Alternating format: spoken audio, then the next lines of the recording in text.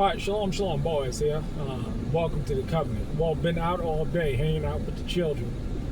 Chuck E. Cheese, went and got some plants for the home. Because I'm pretty much finished the inside of the home. Now I'm going to work on the siding and the roof. Then I'll be pretty much done with the home. But what I wanted to talk about now was the second half. In the first video I was talking about, homesteading and allowing people on your land.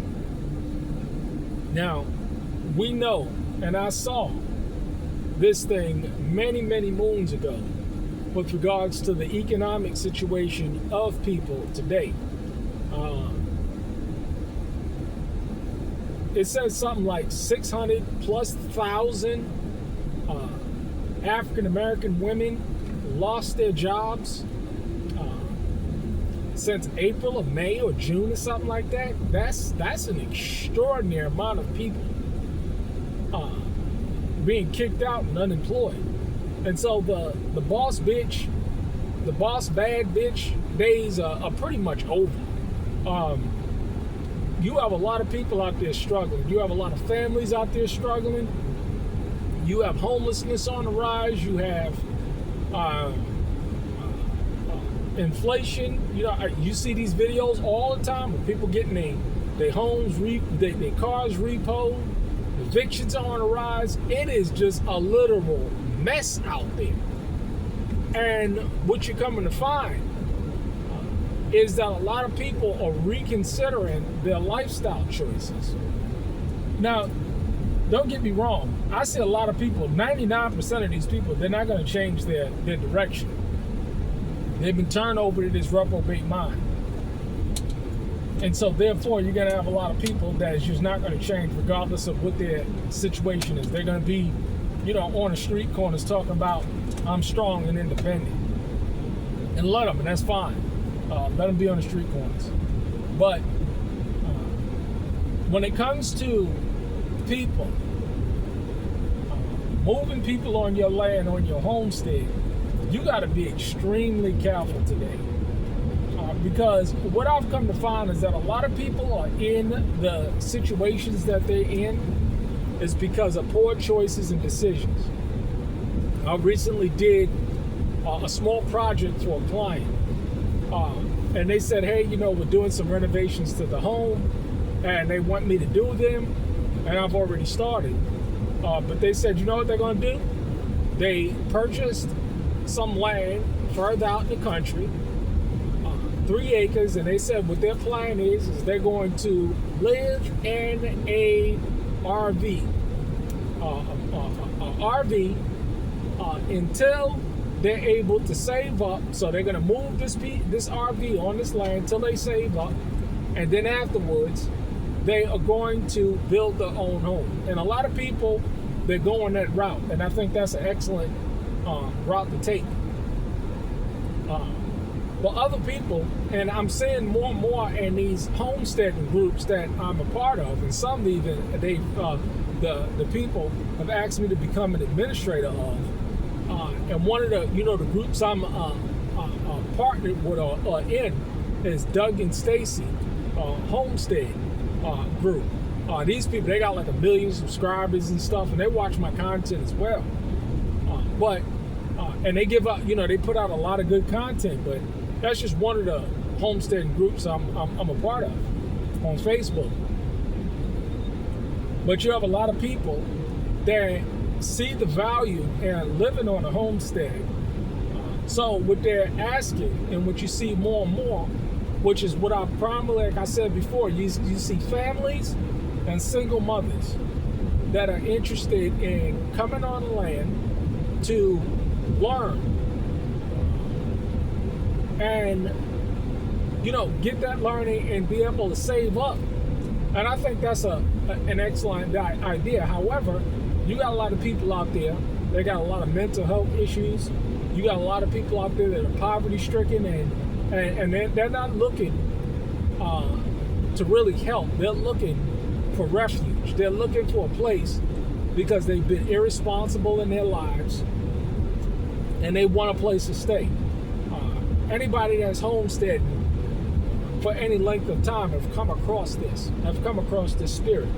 And I was watching a testimony of a guy that was talking about how he was interacting with some other people in a religious setting, and some of the people that came,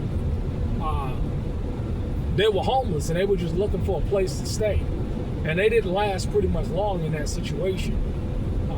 But a lot of people, they're homeless and they're looking for a place to stay, and you don't know these people. So personally, what I do is I watch people. I watch their Facebook. I watch, I scroll down history. I'll scroll down 2-3 years to watch what their mental thought process is. And you can automatically tell, what a lot of people think about themselves, others, in the world, and their worldview overall about what they post on Facebook. I mean, you can tell a lot about me about what I post on Facebook, what I share on Facebook, how I comment. And that's all well and fine. I mean, I'm not, I am who I am. And it is what it is. I'm very blunt and straightforward and direct with my views, whether it's political, social, economic, relationship, so forth and so on. But you got a lot of people out there that they're looking for a place to stay. And their intentions are not, well, you don't know if these people are pedophiles, you don't know if these people are molesters and stuff like that, because you mess around and you get, on a homestead, and, it's amazing, right? When my daughter comes to me, one of my daughters come to me and tell me that somebody did XYZ to them, they finished. They are literally finished. The best case scenario is I'm gonna take their hands.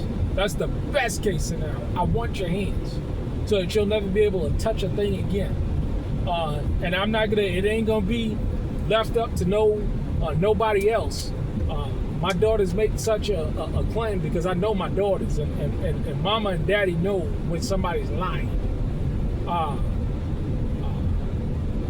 don't care. There's nobody, nowhere, no authority, no person that's going to stop me from issuing justice on that individual. And if anybody thinks that they're going to stop me, they're going to get the same justice as well. But you don't know what's going on with these people. You don't know their mental state, their mental thought process. So that's why it's important to be a man of discernment, be a man and woman of discernment, because I am a man of discernment, and my ability through the Holy Spirit to discern things have kept me from a lot of pain, and has guided me through situations of which, if I was not a man of discernment, it could have led me down a very, very, very dark path. I could have lost my land. I could have been homeless. But thank y'all for discernment. But you have these situations, and then in addition to that, I don't have the financial resources to house a family or their children. I mean, I have structures and stuff, extra room, even a cabin and stuff, a couple old cabins and stuff. People can lay their head. But I don't have the resources to take care of an entire family for an extended period of time. So you want to be mindful of these things. If you do, hey, that's great. That's awesome. But a lot of people, they're going to have to be in a situation where they have a little RV or something where they can stay. Them and their families can stay, and I can provide food and water and the basic, you know what I'm saying? They ain't got to worry about being kicked off or anything like that. And provided that, we both come to an understanding, or my understanding, as to what the expectations are, get everything in right. I mean, there's a lot that goes into this thing, and I've been there, I've done that. I've had people stay on the land that were in need, because that's what the scriptures say. I mean, If you see a brother in need, you know what I'm saying, shelter, you shelter him, you feed him, you clothe him. I've done all of these things. I've put shoes on people's feet, clothes on people's back, food in people's belly, roofs on people's over people's head. I've done that. I've fulfilled those aspects of the law. But you got a lot of ungrateful people out there. You got a lot of people that are users. And this is why I always say, make sure that you understand why people are in the situation that they're in and where they're going. I can go on and on. I'll probably do a part 3 on this, but me personally, I can always discern when a person, and I'll just tell you the ideal kind of situation. A person that has the ability, a family man or a woman that has the ability to provide an RV for themselves and has an excellent spirit, and you can pick up on the spirit, and they have a clear plan as to what they want to do with themselves and their families, and they execute on it, and they have a track record of that. So, a guy like, a family man like a client that, my most recent client, where, they have an RV and they're gonna move their family in and they're gonna save up until they can build a house for themselves. Because at the end of the day, nobody is required to provide you with shelter. I mean, the idea of a temporary place where, hey, you need a place to stay, you know what I'm saying, until you get back on your feet. Yeah, fine, you know what I'm saying? That's the law right there. But, hey, I'm going to provide you with permanent housing indefinitely. No, that's not my responsibility as a man. Not my responsibility at all, and I'll never take on that responsibility because that would make that other man either an infidel because he doesn't provide for himself, or a flat-out slave of mine. You need to go and read the book of Philemon. Excellent book.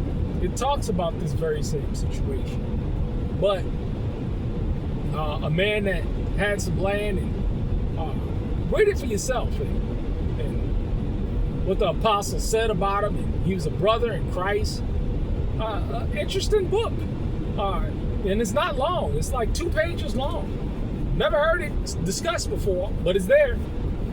But you want to understand what you're dealing with when it comes to these matters. Be a man of discernment and be very careful to who you help, because certain people, when people got nothing left to lose, they lose it. And you got a lot of people today that are in situations where, hey, that jealousy and that envy is real. It is real. It is extremely real.